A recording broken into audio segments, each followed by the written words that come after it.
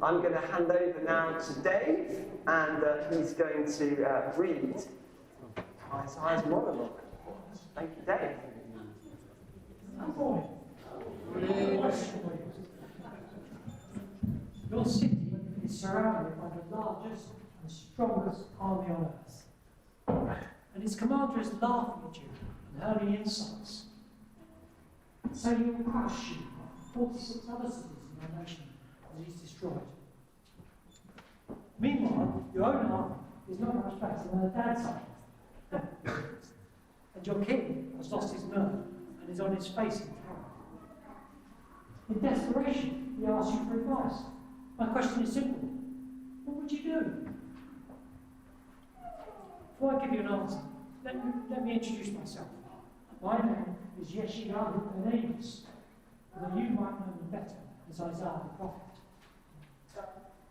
I'm actually a member of the royal family that rules Judah, in what you now call Israel.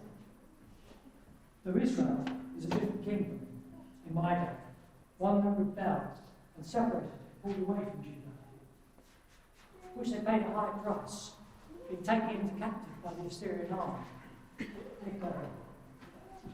Their land is a burned wasteland. I can tell you that we here in Judah are in deadly danger of suffering the same peril. All because we've turned away from Yahweh our God. People call me a prophet, and that's a role that's been thrust upon me nearly 40 years now. But nobody in their right mind chooses to be a prophet. At best, you get spat on for telling the truth. At worst, you get stoned or left rotting in a sliding well or sawn in half. It's a strange life. People hate to hear the truth, but they hate to hear lies even more. My name means the Lord is salvation, and he started to give me words and pictures during the reign of King Uzziah. As a member of the royal family, I spent a lot of time in the palace, but that doesn't mean I like the way they live. People have become godless. Every man doing what is right in his own sight, selling themselves to idols. The ordinary folk suffering under the corruption of those in power. While our kings claim to follow God, in practice, they've made ungodly alliances with the kings of Egypt and Assyria, instead of truly trusting in our Lord to protect us. I told them it would all go wrong. They didn't listen. Which brings me to today. Assyria, supposedly our ally, has turned on us. We're in another peril, and a massive army camped outside the walls of Jerusalem, and our army lies inside. Our king has come to his wits' end, and has appealed to me for advice. What would you suggest? Well, I'll tell you what I did. I went to the temple of our God and threw myself down in front of him, pleading to forgive his stiff-necked people and save us from our enemies. The situation looked bad, but I have total confidence that our God is the author of our human history. And what we face now is just part of his plan to eventually bring the whole world back to himself. Not only that, Yahweh gave me an amazing vision, a true prophecy for the future. One day, a Messiah will come. A king who is the Lord's anointed. He will come from the line of David, the greatest king in our nation's history. And he will restore righteousness and justice on earth. I asked God for a sign when that will be. And he said, the virgin shall conceive and bear a son, and his name shall be called Emmanuel, God with us. Now I know that the world belongs to the Almighty, and nothing can withstand his power. Tragic story of our world is written in greed, corruption, oppression, godlessness, wars, and natural disasters. But our God will become at peace, and one day will bring all things under his feet, when his glorious Messiah comes to restore all things. Now, if you excuse me, I have an important message to deliver to King Hezekiah. Stand and watch the Lord deliver his people.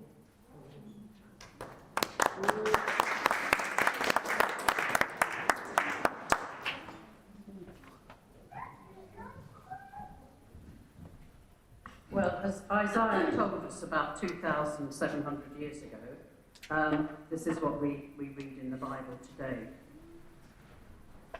But suddenly there will be no more gloom for the land that suffered. In the past, God made the lands of Zebulun and Naphtali hang their heads in shame. But in the future, that land will be made great. That land stretches from the way along the Mediterranean Sea to the land along the River Jordan. And it goes north to Galilee, where the people who are not Israelites live. Now those people live in darkness, but they will see a great light. They live in a place that is very dark, but a light will shine on them. God will cause the nation to grow, and you will make the people happy, and they will show their happiness to you. It will be like the joy during harvest time. It will be like the joy of people taking what they had won in war. Like the time you defeated Midian, you will take away their heavy load. You will take away the heavy pole from their backs. You will take away the heavy pole from their backs and the rod the enemy used to punish your people. Every boot that marched to battle will be destroyed. Every uniform stained with blood will be destroyed. They will be thrown into the fire. A child will be born to us. God will be given and will give us a son. He will be responsible for leading the people. His name will be Wonderful Counselor, Powerful God, Father who lives forever, Prince of Peace. Power and peace will be in his kingdom. It will continue to grow. He will rule as king on David's throne and over David's kingdom. He will make it strong by ruling with goodness and fair judgment. He will rule it forever and ever. The Lord of heaven's armies will do this because of his strong love for his people.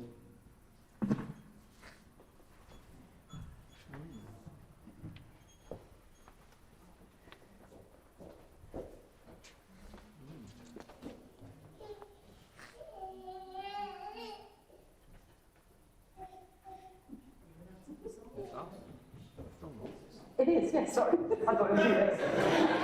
In that case, I'm going to sing again. Sorry, I thought it was you.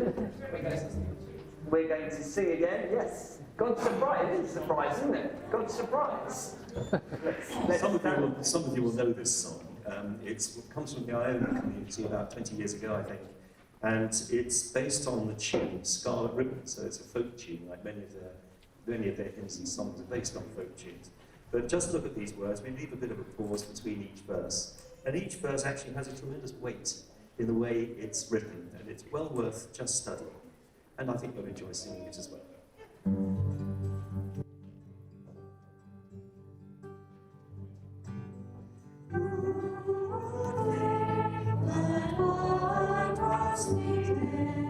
To transform and save the earth, might not be the plan or army, proud in purpose, moved in love. Who would take this motivation that a child should lead the way? God surprises love with heaven, coming here on Christmas Day.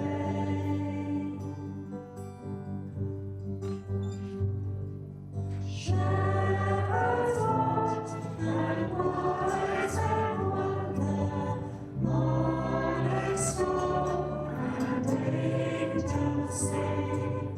Such a place as God.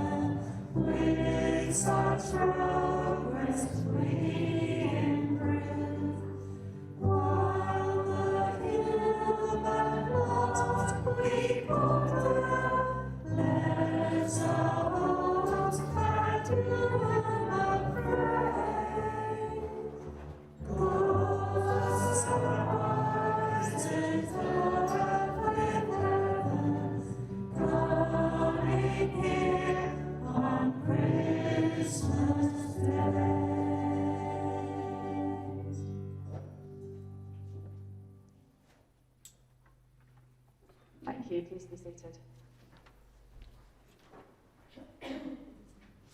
Before the celebration, the preparation for Christmas, Advent.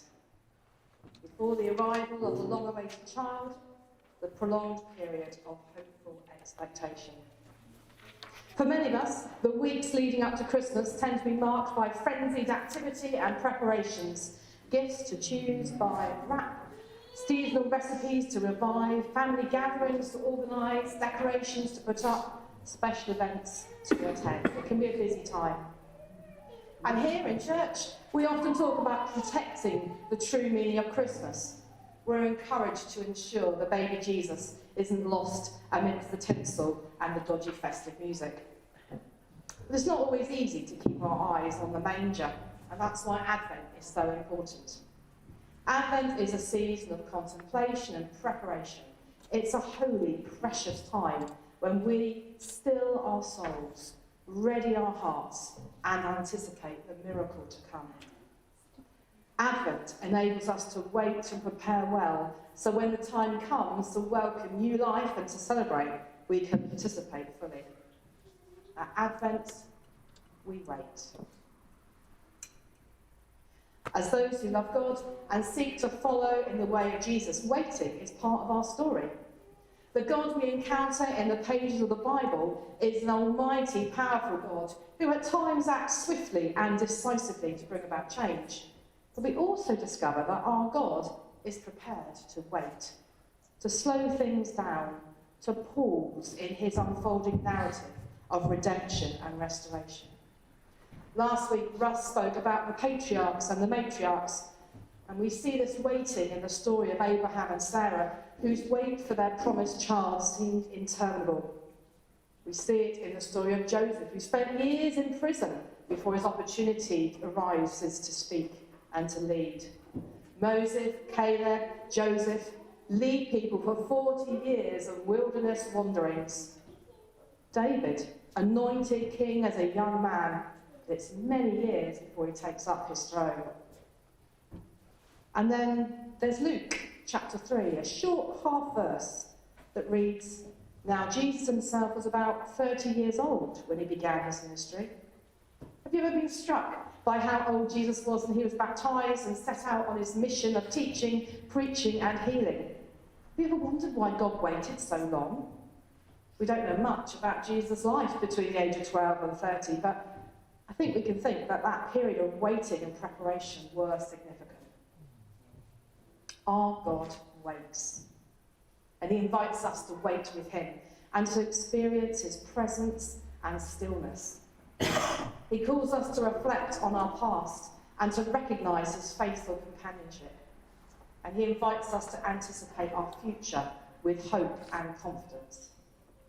He urges us to pause, to settle our souls, and to inhale eternity, to know him more fully, to experience his love more deeply. God's kingdom come in us today. As November fades and December begins, our thoughts are inevitably directed towards Christmas and the festivities to come. But before we celebrate, let's prepare. So today is Advent too. We've lit the second candle for the prophets. And we've heard from Isaiah already this morning through Dave, giving some of the backstory of what was going on around Isaiah. And then through Diane reading his words from Isaiah chapter 9. And there were other prophets who gave little teasers of the story to come. We had Micah foretelling that Bethlehem will be the place, and Jeremiah, who foretells the birth of a king from the line of David, the one who will be called the Lord our righteous Saviour. And this morning we're focusing on the prophet Isaiah, who spoke how many years? Thank you very much. 700 years before the events eventually happened. Now that's not just a bit of waiting, that's generations of waiting. Isaiah lived in a time of great danger. A far greater army is threatening the people, an army that have conquered so many already. And I don't know about you, but today doesn't feel that much different. With the war in Ukraine, the oppression in Iran and Afghanistan, and here at home, the cost of living crisis. It can feel like our lives are under attack from every direction. We're in desperate need of a great light, power, peace, goodness, and fair judgment. Please, can I have my volunteer? Come on out. Right into the middle. Ooh, look at your lovely onesie. Looks so comfy. Look at that. You don't need a top and you don't need bottoms. It's everything you need to stay warm and cosy, all in one. I wonder what would be on your perfect Christmas onesie. I wonder what it would look like. Call out. Who'd like a onesie covered in snowmen or snowflakes? Come on. Yeah, you'd like the snowmen? What else? I don't know, covered in baubles or fairy lights, yes? Reindeer, lovely. Penguins, yes? Christmas puddings, lovely, yummy, yummy. So, sorry? Stars, yes. Or maybe even some penguins. So in Isaiah chapter 9, you may not have thought about this before, but Isaiah, God's messenger, wrote about the perfect Christmas onesie. He wrote about what he was hoping for, and this is what he knew we needed. We need, excuse me, my lovely volunteer. I'll try not to pin it to you, literally. We need a wonderful counsellor. One who would make wise decisions, who always knows the best words to say. Not just saying the things you want to hear, but the things you need to hear. Could you put your arm up like you're going, perfect. Again.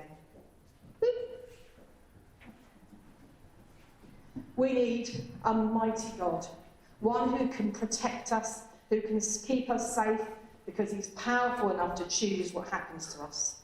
The one who is God, the one who is strong. Excuse me.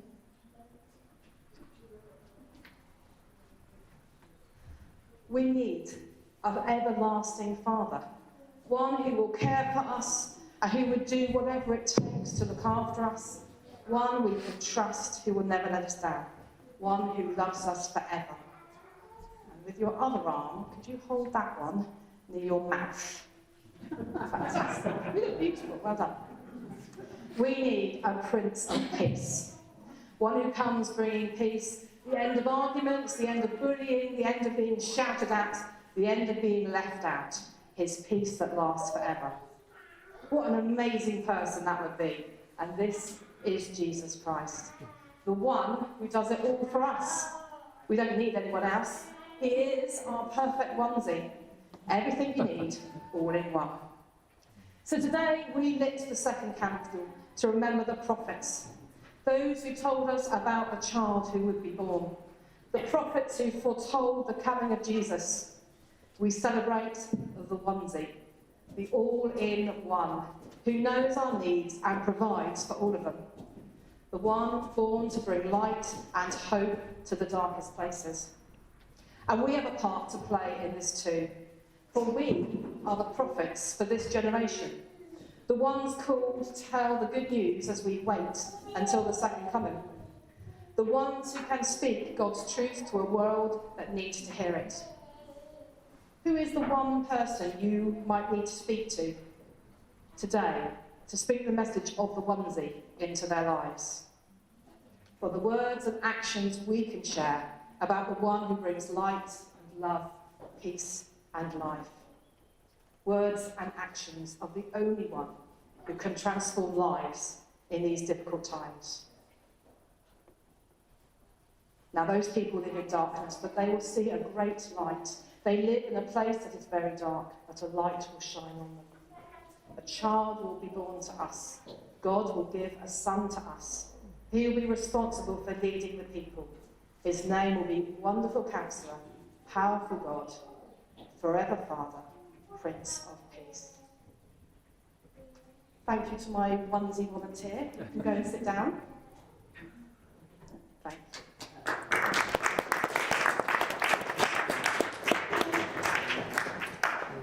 We're going to move into a time of prayer now. You need your little light bulb and your pen. If you haven't got one, wave, and hopefully a science person or a church warden or somebody will come running with them. Yes, there's a few people there, Dave. I think also the children will need them. I don't think the children have got any. So, in the time of Isaiah, there was so much darkness. But Isaiah brought a message of hope, that a child would be born, one who would be light in dark places. And in our time, there is so much darkness. And together, we will pray that the message of hope will be known, that a child has been born, Jesus, who brings light into dark places.